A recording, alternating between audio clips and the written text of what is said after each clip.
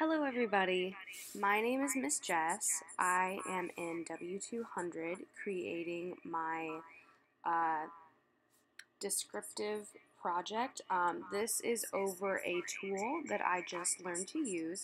This tool is called Padlet, and I'm going to go ahead and open it up for you. Basically, Padlet is an online resource that you can use. There is a free version of it, and there is also a version where you can pay for more premium stuff. So basically, if you just go in, sign up using your school email or, your home email, anything's fine. You're gonna sign in, do the free option. It's really not necessary to do the paid option. And when you get to your dashboard, it'll look like this. You should go ahead and click on New Padlet in this corner. So you can see this is just a blank document. Down here it says double click or drag. So basically, this is like your whiteboard, but online. We have options here to go back to the home page. We can create a new Padlet, which isn't necessary because this right here is our new Padlet.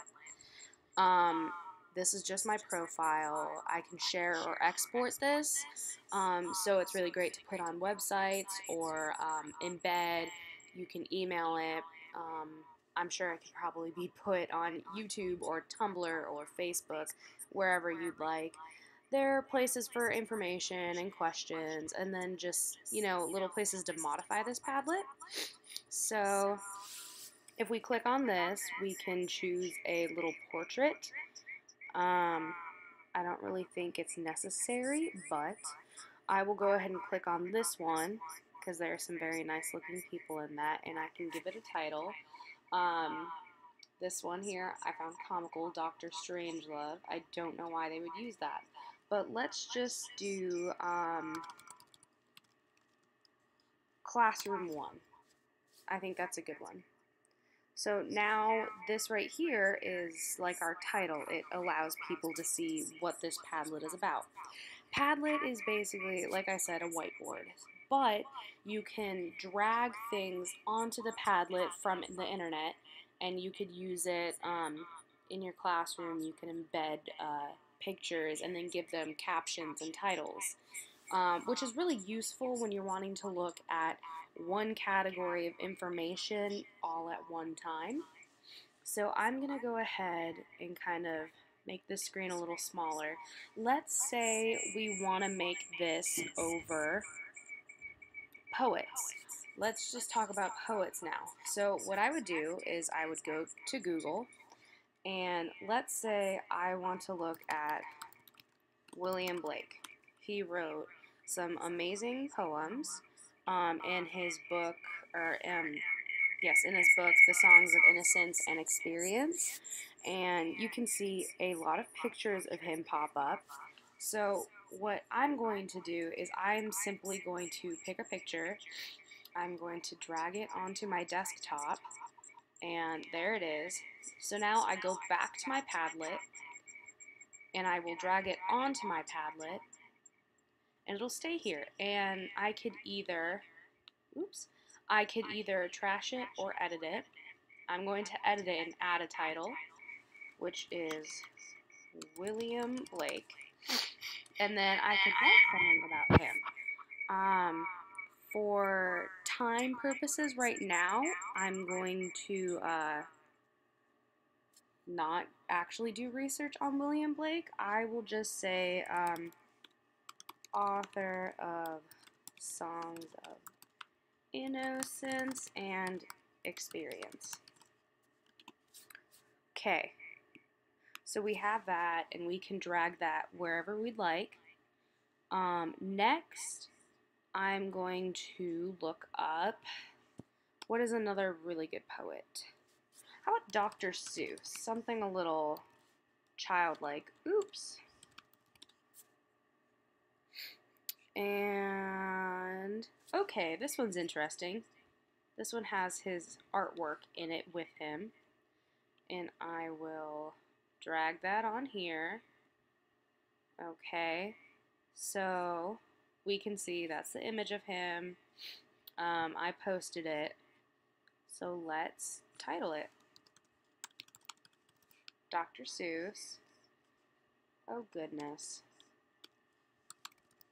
My apologies. And we will say famous children's poet. Works include The Cat in the Hat, Fish to Fish, Red Fish, Blue Fish. So I think you could tell that, you know, if you actually took a lot of time to do this, you did a lot of research, you could create almost like a concept map or just almost like a folder of just one category. So let's say poets, and you could put in as many poets as you like. You know, you could do Christiana Rossetti, you could do William Shakespeare. There are so many different poets, and you can put them all on Padlet on your whiteboard, and then when you show this to your students or when your students create this, they're all in one place. You have really great pictures, so you can kind of use that as a tool to help your memory. And you have little, you know, you can have their names, like their titles, of what they've worked on, when they were writing, or when they were born, where they lived, things like that. And so this I could see as a very good way to almost like create a study guide over what you've learned in class, and you could use it as a study tool. And, you know, because these look a lot like flashcards. And so, why not use them as flashcards? You know, have the students create their own study guide and use this, and possibly share it, because we do have this option to share or import. So why not have them all post these things in one place and share their study guides with one another? So that is how to use Padlet.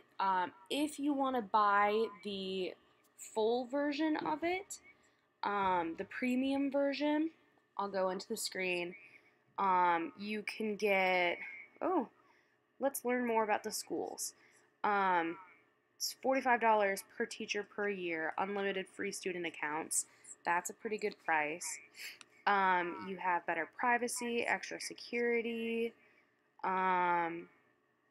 branding, bigger file uploads. So maybe if you want to post a good video, that would be a good thing to put in your Padlet.